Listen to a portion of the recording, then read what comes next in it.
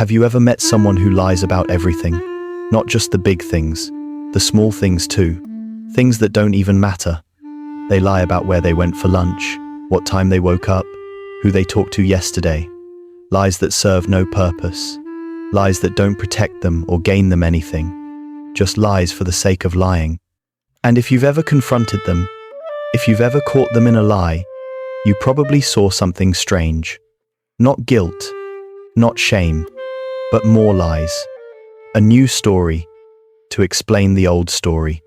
A different version to cover the cracks. And you're left standing there wondering, why? Why would someone do this?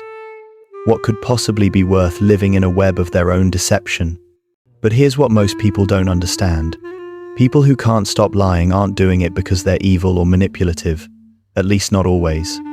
They're doing it because somewhere deep inside, the truth feels more dangerous than the lie.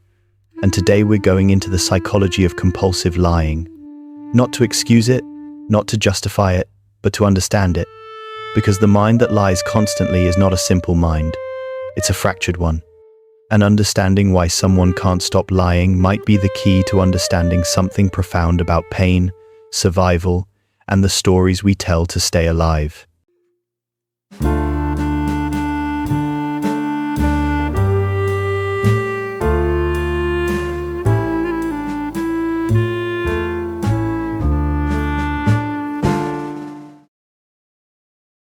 Let's start with a question that most people never ask. When does lying begin? Not lying as a concept, but lying as a pattern, as a way of being. For most compulsive liars, it starts in childhood. And it doesn't start with malice. It starts with fear. Think about a child who grows up in a home where the truth is dangerous. Where admitting you broke something means getting hit. Where saying you're scared means being called weak. Where expressing a need means being ignored or mocked. That child learns something essential. The truth costs too much. So they start lying.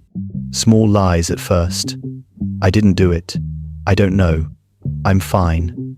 And when those lies work, when they keep the child safe from anger or rejection or punishment, the brain registers something powerful. Lying is survival. And survival patterns, once learned, become automatic. They burrow into the nervous system. They become the default. Psychologists call this defensive lying. It's lying born not from a desire to deceive, but from a need to protect. And for children who grow up in unpredictable or emotionally volatile environments, lying becomes their first line of defense.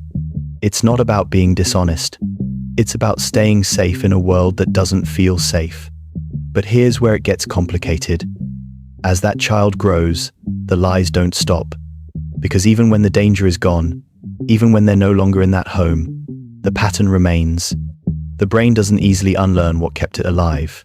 So they keep lying, even when there's nothing to fear, even when the truth wouldn't hurt them.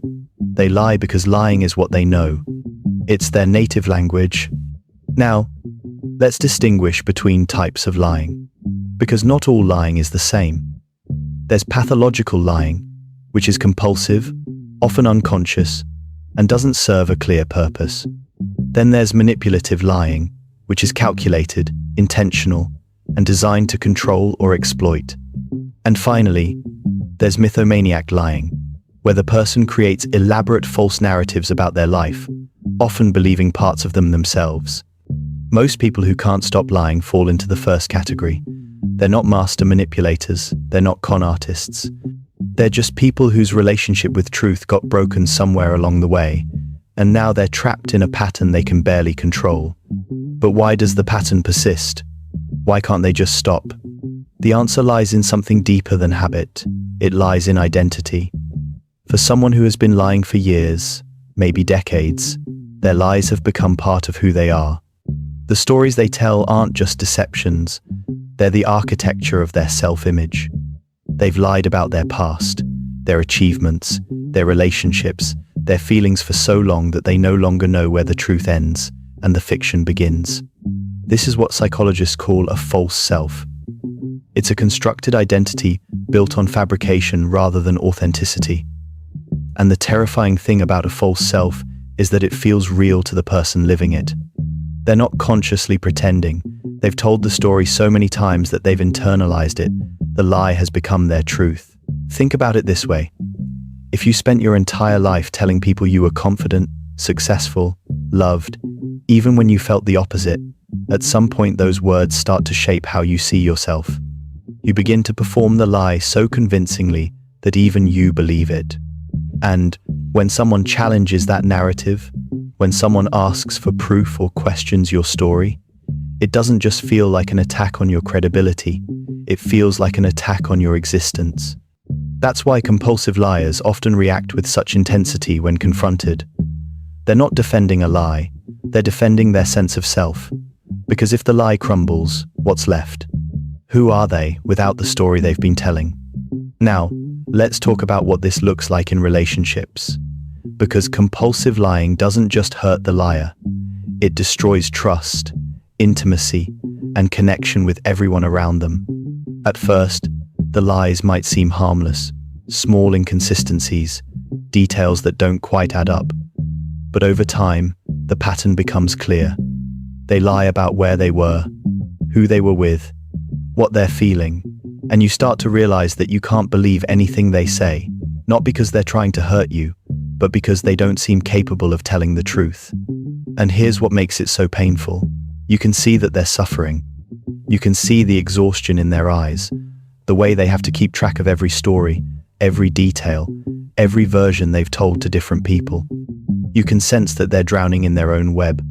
But when you try to help, when you try to create a space where they can be honest, they just lie more. This is the tragedy of compulsive lying.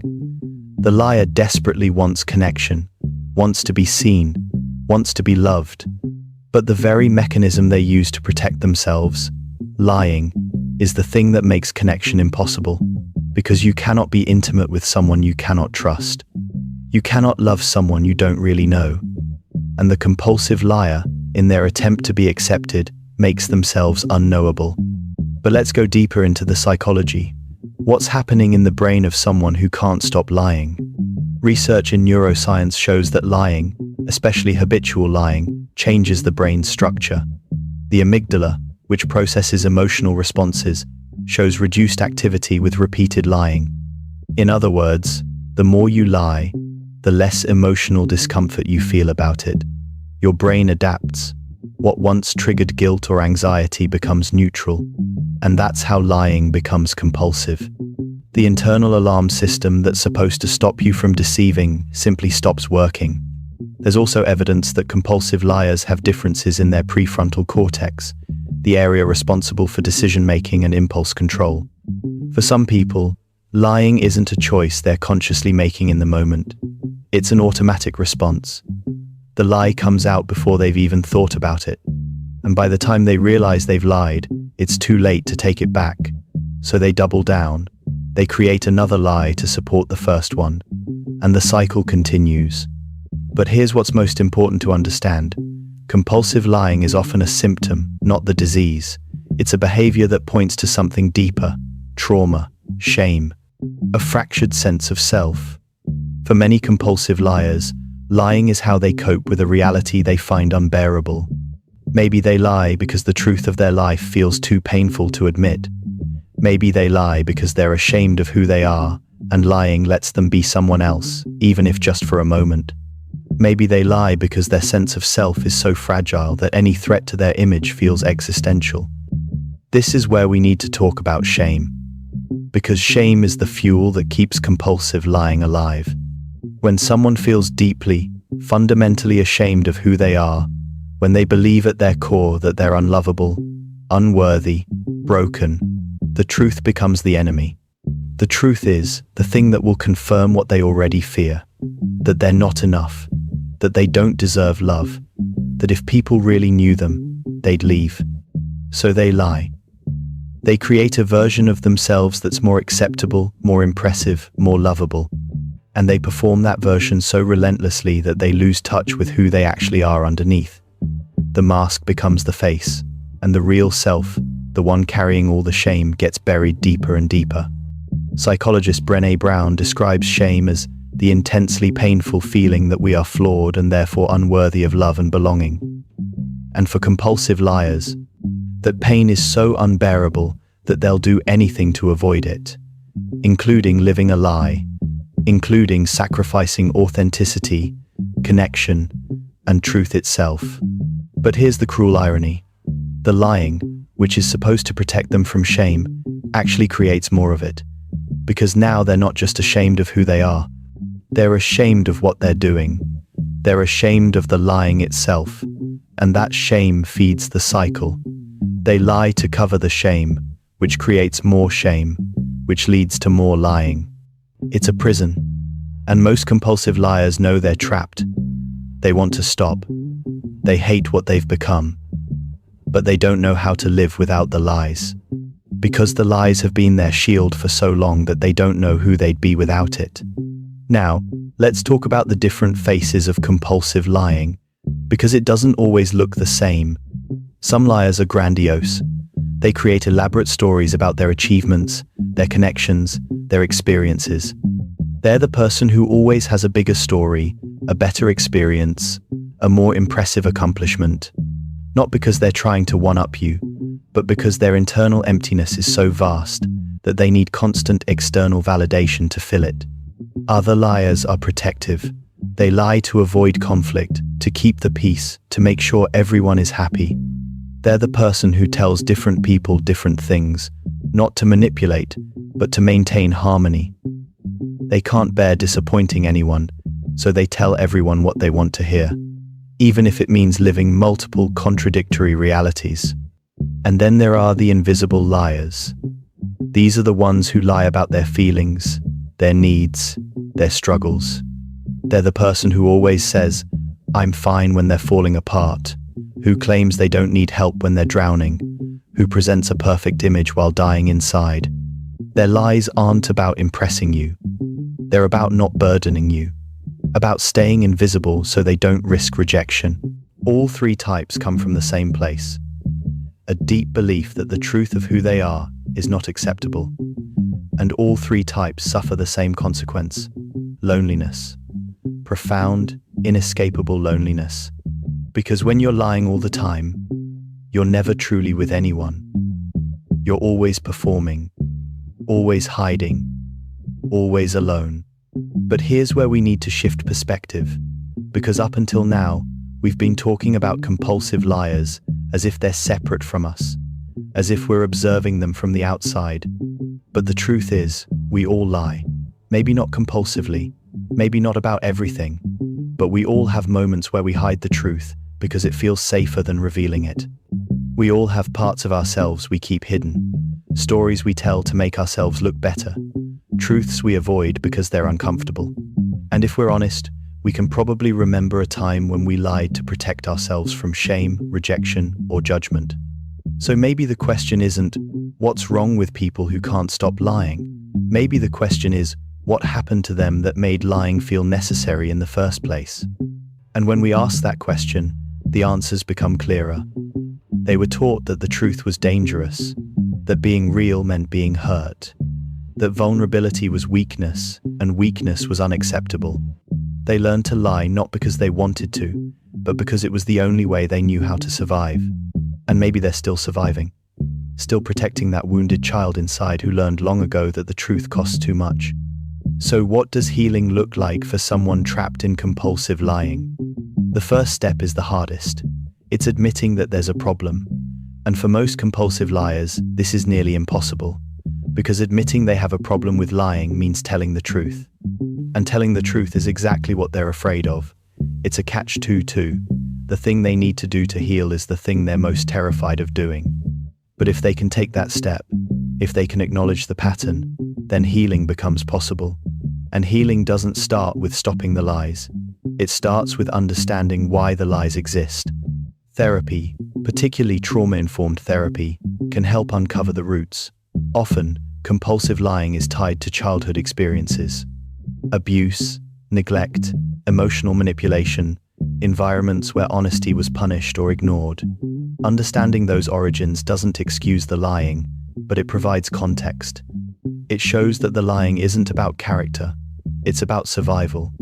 The second step is building tolerance for shame. This is crucial because as long as shame feels unbearable, lying will continue to feel necessary. Learning to sit with shame, to feel it without running from it, to understand that shame is an emotion, not a truth about who you are. That's what breaks the cycle. Brené Brown talks about shame resilience, which is the ability to recognize shame when it arises and to respond to it with self-compassion instead of self-destruction. For compulsive liars, this means learning that admitting the truth, even when it's uncomfortable or embarrassing, doesn't lead to annihilation. It leads to freedom. The third step is practicing radical honesty, and this doesn't mean suddenly telling everyone everything. It means starting small, telling one person one true thing, admitting one small vulnerability, testing the waters to see if honesty really does lead to rejection, or if maybe, just maybe, it leads to connection. And often, that's the revelation that changes everything. Because when a compulsive liar tells the truth and discovers that they're still loved, still accepted, still worthy, the lie loses its power. They realize that the thing they were protecting themselves from, being known, is actually the thing they've been craving all along. The fourth step is rebuilding identity. Because for someone who has lived behind lies for years, they need to rediscover who they are without the fabrication. This is deep work. It's asking questions like, who am I when I'm not performing? What do I actually feel? What do I really want? And the answers might be messy. They might be disappointing. They might be ordinary. But they're real. And real is what connection requires. And finally, the fifth step is making amends. Not just apologizing for the lies, but understanding the damage they caused. Compulsive lying hurts people. It breaks trust. It creates confusion and pain. And part of healing is taking responsibility for that harm. Not out of guilt, but out of accountability. Out of a genuine desire to repair what was broken. But here's the truth. Not every compulsive liar will heal. Some will stay trapped in the pattern their entire lives. Because healing requires something terrifying. It requires vulnerability. It requires admitting you're not who you've pretended to be. It requires letting go of the false self and standing naked in your truth. And for some people, that feels impossible. But for those who do heal, for those who find the courage to stop lying and start living, the transformation is profound. Because what they discover is that the truth doesn't destroy them, it frees them. The thing they were running from their whole life, being truly seen, is actually the thing that saves them. People who can't stop lying are not monsters. They're wounded. They're scared. They're trying to survive in the only way they know how. And their lying, as destructive as it is a symptom of pain, not proof of evil. If you love someone who lies compulsively, understand that you cannot fix them. You cannot love them into honesty. You cannot trust them into healing. Their journey is their own, but you can set boundaries. You can refuse to enable the lies, and you can choose whether the relationship is worth the cost.